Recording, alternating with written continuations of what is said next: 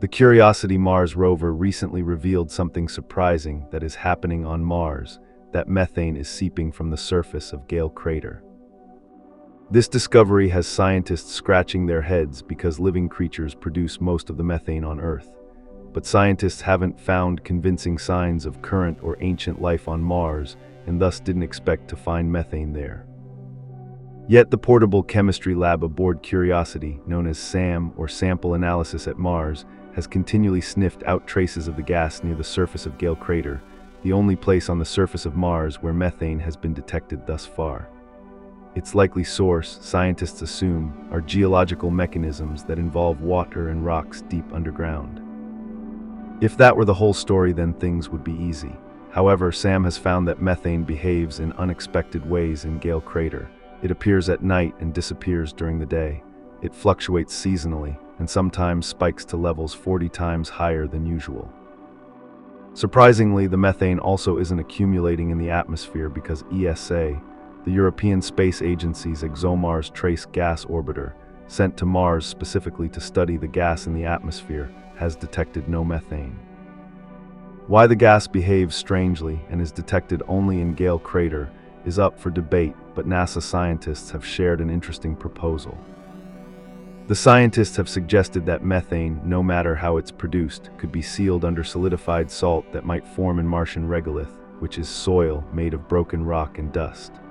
When temperature rises during warmer seasons or times of day, weakening the seal, the methane could seep out. The gas also can erupt in puffs when seals crack under the pressure of a rover the size of a small SUV driving over it.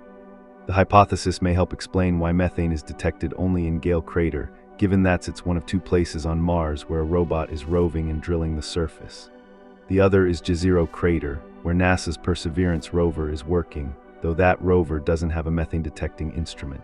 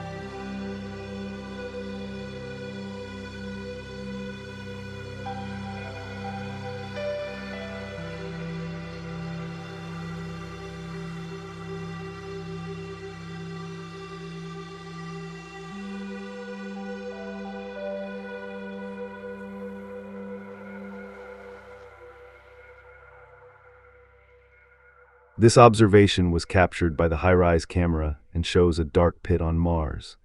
Since HiRISE turned by almost 30 degrees to capture this image, the rough eastern wall of the pit can be seen.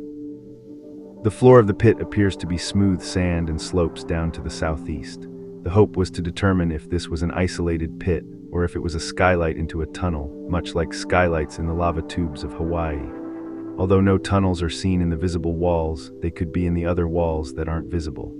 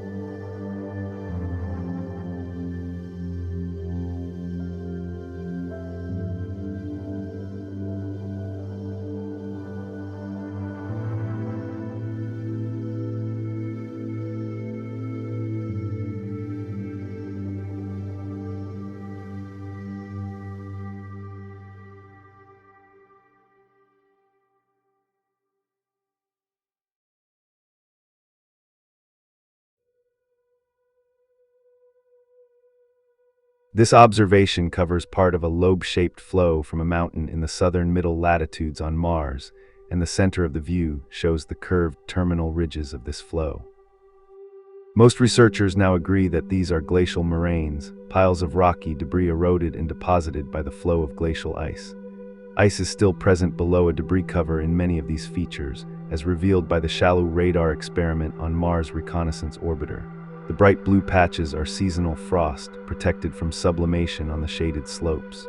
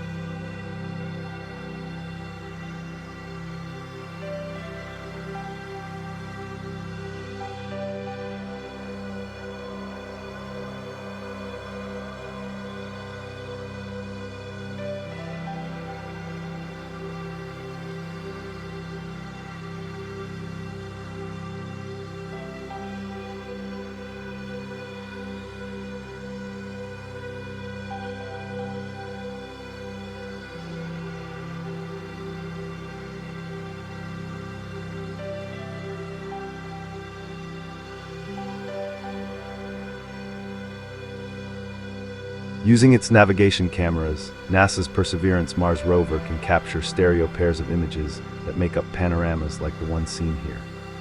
A new technology called Mars Global Localization can match 360-degree view to onboard orbital imagery from the agency's Mars Reconnaissance Orbiter, MRO, enabling the rover to pinpoint its location on the red planet for the first time without human help. NASA's Jet Propulsion Laboratory developed Mars Global Localization, which features an algorithm that rapidly compares panoramic navcam shots to MRO orbital imagery. Running on a powerful processor that Perseverance originally used to communicate with the narrow-tired Ingenuity Mars helicopter, the algorithm takes about 2 minutes to pinpoint the rover's location within some 10 inches or 25 centimeters. Like NASA's previous Mars rovers, Perseverance tracks its position using what's called visual odometry, analyzing geologic features in camera images taken every few feet while accounting for wheel slippage. As tiny errors in the process add up over the course of each drive, the rover becomes increasingly unsure about its exact location. On long drives, the rover's sense of its position can be off by more than 100 feet, up to 35 meters. Believing it could be too close to hazardous terrain, the rover may prematurely end its drive and wait for instructions from Earth. After each drive comes to a halt, the rover sends a 360-degree panorama to Earth, where mapping experts match the imagery with shots from MRO. The team then sends the rover its location and instructions for its next drive. That process can take a day or more. With Mars Global Localization, the rover can compare the images itself, determine its location, and roll ahead on its pre-planned route.